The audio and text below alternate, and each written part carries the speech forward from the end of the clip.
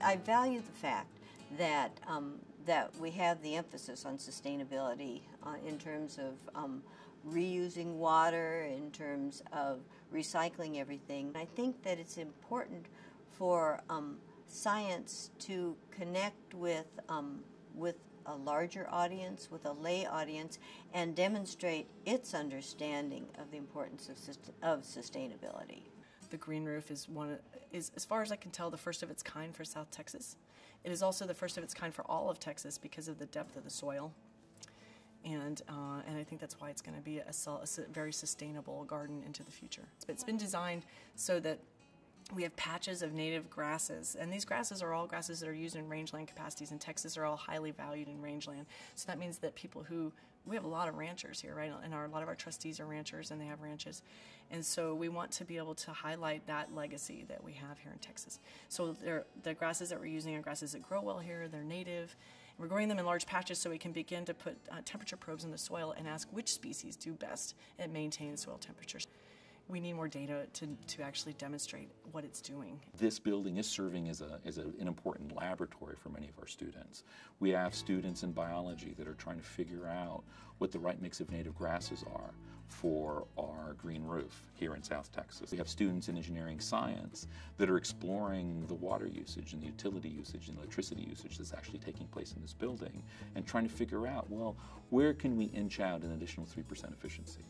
Where are an additional 4% efficiencies to be found in this building and how the space is being utilized?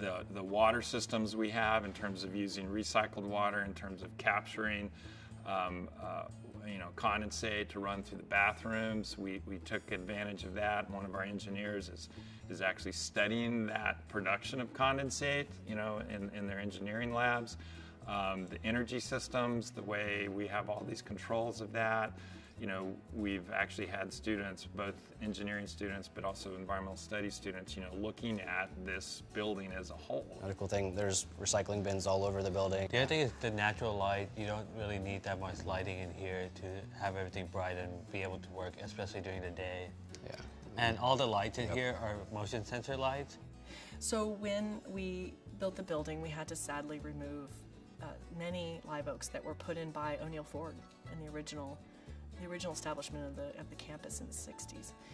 And we were all distraught about that. We looked at that and we thought, well, why don't we mill them? And so we milled the trees and kept them in a facility up near Austin, and we hired somebody to build these benches. Oak softens the building. It's so nice in that way. It's what it brings to the space aesthetically. The limestone's a great metaphor. I mean, it's a great metaphor for the importance of science, because any number of scientific fields, that can analyze and study limestone and have different perspectives.